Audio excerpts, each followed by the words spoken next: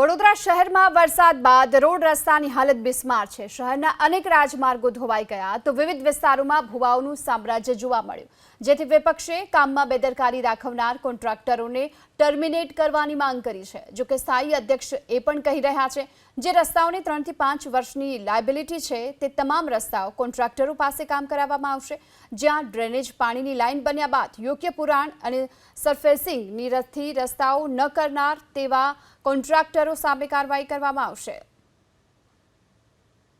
વડોદરા શહેરની અંદર ચારે બાજુ કામ ચાલે છે હમણાં થોડાક દિવસ પહેલાં, અને એવું લાગતું હતું કે વડોદરા સ્માર્ટ સિટી તરફ જઈ રહ્યું છે એવું કહેવું છે। લોકોને તો નરી આંખે દેખાય જ છે કે સ્માર્ટ સિટી થઈ રહી છે કે નહીં। સ્માર્ટ સિટી તો નહીં થઈ, પણ અધિકારીઓ સ્માર્ટ થઈ ગયા એ વાત તો નક્કી જ છે। ભૂવા પડે તો કેમ પડે ભાઈ ભૂવા? તમે જો આટલા સારું કામ કરતા હોય, 10 વર્ષની અંદર બિલ્ડિંગો પડી જાય, હાઉસિંગ બોર્ડના મકાનની અંદર સીલ લગાડવી પડે, લોકોના કનેક્શન કાપી નાખવા પડે। આ સરસિયાજીરાવ ગાયકવાડે બનાવેલી બિલ્ડિંગ આ હોય, ન્યાય મંદિર હોય, તમારે નવનાથ મંદિર હોય, કોલેજ હોય, સાહેબ 138 વર્ષ થયા, એનું કાંકરું હાલતું નથી। તમારા કેવી રીતે પડી જાય છે ભાઈ? ભારે વરસાદના પગલે પહેલો વરસાદ પડે ચરી પુરાણો જે કરી હોય એ જનરલી સેટલ થતી હોય છે।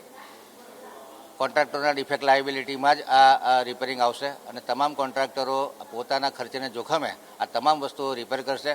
તંત્રને કડક સૂચના આપવામાં આવી છે કે જ્યાં જ્યાં પોસિબલ હોય ત્યાં તાત્કાલિક ધોરણે સાફ સફાઈ અને ખાડા ટેકરા અને ભૂવા જે પડ્યા છે એનું સમારકામ ચાલુ કરવામાં આવે।